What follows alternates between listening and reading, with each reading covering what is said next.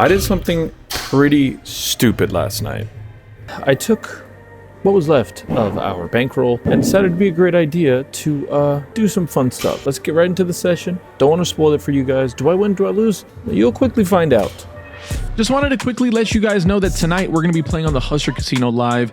Thirsty Thursdays is coming through, and my long-awaited return to the Hustler Casino Live is over, baby. Stake Kings has become a partner of the channel now, so we'll be selling a very small percentage, and a very small percentage at that is still left to be purchased. So if you guys are interested in having some of my action in tonight's stream, you can head over. I'm one of their featured players. You can search me up or just click the link at the top of the description.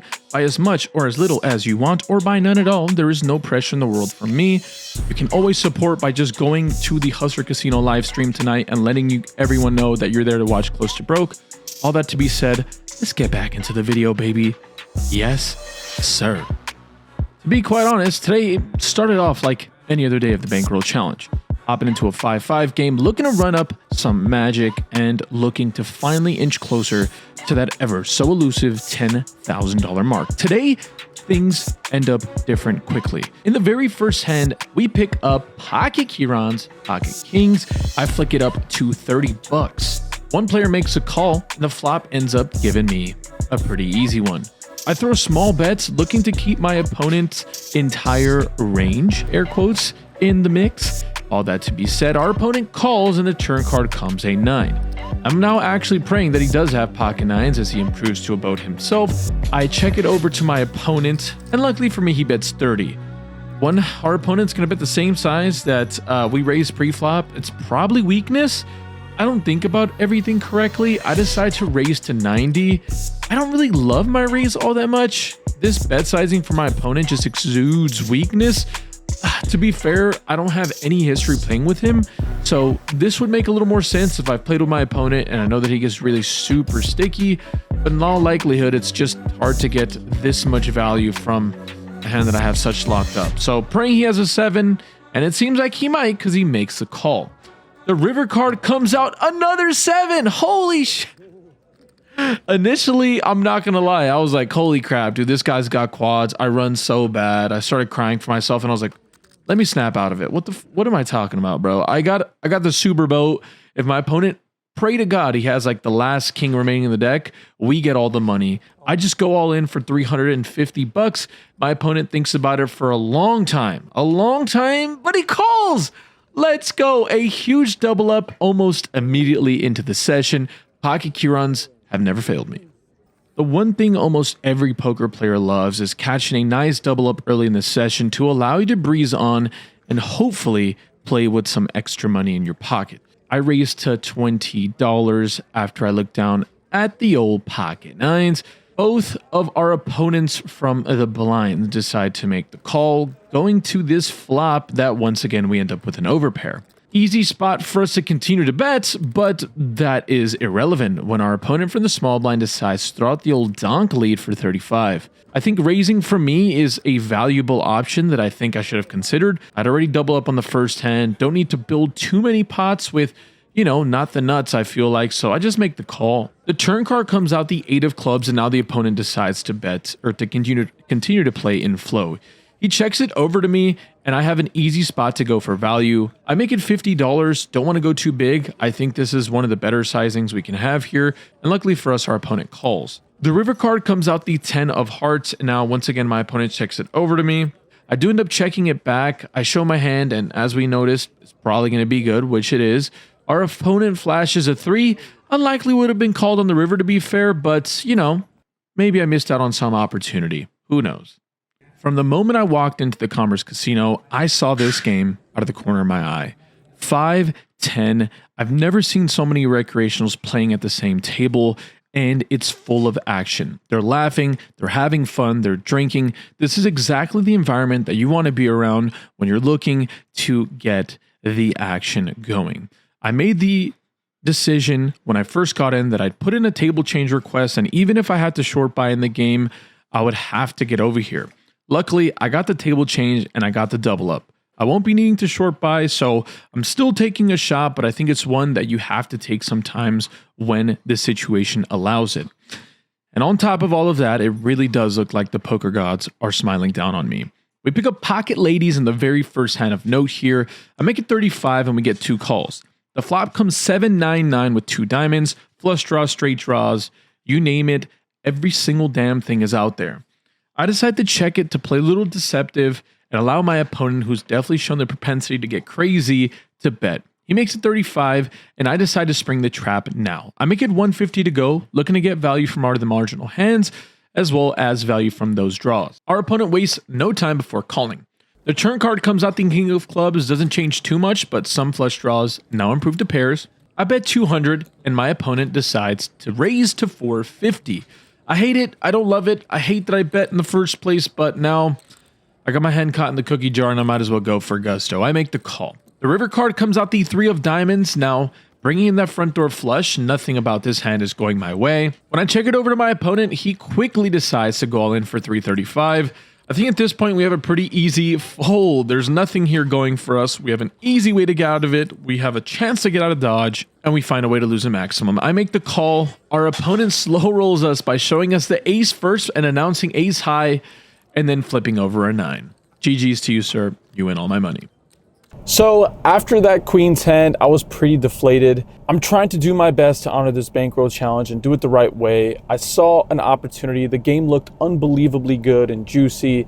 The problem is, it doesn't matter how juicy it is, if I'm gonna go in there making mistakes that drastic, there's no saving me. Luckily, that walk got my mind in the right place, and I wanted to talk to you guys about what is actually the most asked question on this poker vlog. And oddly enough, it's nothing about poker. It's about the weight loss that I've been going through. So if you guys are interested in that, I'll be dropping my very first video, which is here discussing my troubles with weight loss. And if you wanted to follow that weight loss channel, I'm going to go over day by day what my goals are, what I do, how I lost the weight. It's pretty fun and exciting, and I think that is a direction that I'd like to go moving forward content wise. I love that style of content. I like being educational, and to be honest, that is a really fun form of community. Besides that, we've got some more poker to attack, so let's get back over to the commerce because this session has so much more to offer.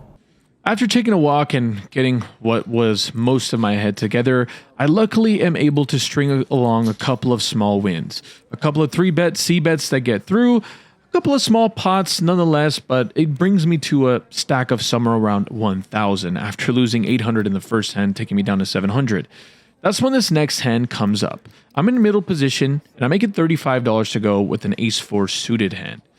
The cutoff decides to 3-bet to 75, and against a small sizing like this, I think calling is fine. I'm out of position, which I hate, but I have a good hand. Let's just see some cards. The flop comes out as good as it's going to get without making a pair. I have the nut flush draw, and when I check it over to my opponent, he bets for a small sizing of 50. To be honest, I kind of like raising here sometimes, but in the moment, I just make the call. Being cautious, the turn card comes the 10 of diamonds pairing the board. Now, an interesting situation happens when I check and my opponent bets 200. I don't love it. I decide to call after honestly considering folding after the board pairs here. But the river card, yeah, poker gods, they got me. 3 of spades. It's about as good as it's ever going to get for me here. We end up with the effective nuts. Although, granted, we cannot discount the full house varieties for my opponent. But when I check it over to him, he decides to bet 500. Easy spot for us to call. And luckily for us, we end up winning with our flush. A massive pot coming my way. And immediately we are back in the black. There are still plenty of poker hands to be unraveled. And in this next hand, there are several limps. Action's on me in the big blind, and I isolate with ace-jack offsuit to 85. I only get one of those middle limpers to call. And the flop comes out 8-8-7. Pretty reasonable spot here to throw out a small c-bet, which I do, and our opponent thinks that that is weakness and raises to 200.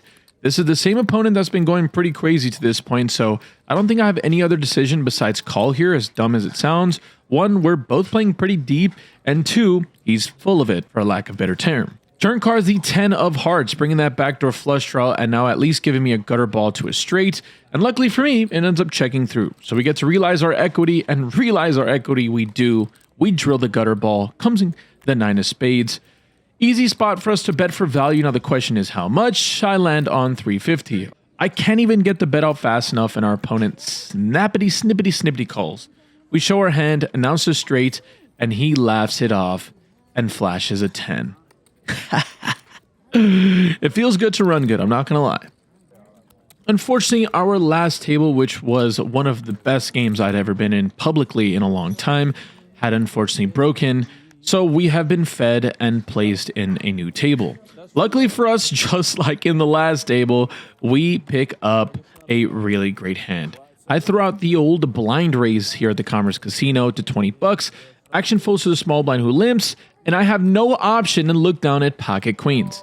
Well, we're going off to a flop here that comes 9-7 for all clubs, and when the action checks to me, I decide to bet 50 and our opponent calls. Literally no turn cards that I'm really worried about. We always have some form of equity, it feels like, and it's even better when it just pairs the bottom card. Once again, our opponent checks it over to me, and we have a really easy spot for us to just bet pretty big. We make it 150, and our opponent has about 300-ish, $350-ish dollars in total, looking to get him to think that he has some fold equity if he needs to think that, or just put the rest of his money in the middle. Looks like that is exactly what's going to happen. He decides to go all in here for $375 or $350. Easy call for us here. The river card comes out the deuce of hearts. He shows 9-8, and unfortunately top pair is not as good as an overpair. Our pocket queens end up taking it down, and once again, there is light in this challenge. Closing out this session, we have one more hand to go over. I'm in middle position. When we look down at king queen offsuit, I make it $30 to go. Next to act, the button and the big blind call. The flop comes out 9 high. Not a great board multi-way to start blasting off with king queen, so I check it over to the middle position player, who then checks it over to the button, who then decides to check it back. We're going to a turn card for free, where I'm so happy that we did. It comes out of queen of clubs. We now improve ourselves to top pair good kicker. I decide to bet 100 and middle position calls. The river card now falls the 7 of hearts. Shouldn't change a whole lot of anything here. Our hand is probably the best, so we got to probably get some value. I make it $200, and our opponent thinks about it for a bit before deciding to fold. After a couple of more hands being played, we end up losing, I'd say, about another 150 to 200 bucks in small pots where we call 3-bets or whatnot, but nothing really of note. So after about 30 more minutes of playing, we decide to pack it up and call it a day. Really happy we ended up making our way out here and finding some success. I feel like a lot of pressure has been lifted off my shoulders as finally we've been able to gather a couple of wins. All right, we're in a different location than what we're not really used to seeing, the nature, you know. Time to get out here. But, I mean, some really great news to talk about in the session today. I bet you guys didn't think when I said I did something stupid last night that I'd end up winning, but things ended up panning out okay. Obviously, after that pocket queens hand where we dusted off like 700 bucks for absolutely no reason, that was pretty stupid, but we ended up battling back pretty quickly after. Big spot there with the nut flush that we ended up making on that paired board, which was really awesome. And yeah, the table was really good. The game was really action. Wish every session went like this, but it's just not the case. I really hope you guys enjoy these style of videos. I'm doing my best to get this bankroll challenge out of the way. Right now with this upswing, this is obviously going to help me in my quest to finish this up. But as you guys know, there's something really important that I need to let you guys know about. Tonight, when you guys are watching this video, I'll be playing on the Hustler live stream. There's a few percentages left up for grabs on Stake Kings if you want to buy a small piece. I'll be hosting a Club GG meetup game every single week, I believe on Wednesday. So if you guys want to get ahead of the game, get over there on Telegram, get yourselves an account, get locked and loaded, and I'll be hosting like 50 cent $1 or $1 $2, haven't decided yet, every single week, once a week at the bare minimum. So I hope to see you guys there if you want to play with me. Otherwise, we were into the 5-5 game for 500 and cashed out for 1075. We were into the 5-10 game for 1500 and cashed out for 2430, I think. The one thing I will say is I will not be playing 5-10, at least not for a little while in this thing. Maybe when I get up to 7,000 or 8,000 in positive. that'd probably be a good idea. But I just feel like me taking shots at 5-10, one, I either can finish the thing really fast, or what can be likely is that I can easily go on a 2 or 3 buy and downswing, and that depletes my entire roll. So got to be responsible. The game was just so good. It would have been honestly stupid for me not to at least give it a shot. I even would have considered short buying for like $500 to $1,000 if I didn't get so lucky, you know, picking up pocket Kirons early on in the session in the 5-5 game. But all that to be said, not a whole lot much more to talk about. I hope you guys are having a lovely day. Hope you guys enjoy these videos. Make sure to comment, like, and subscribe. It goes a long way, like I said, in helping our channel hit the algorithm. But until next time, see you guys soon. Deuces. With my eyes closed.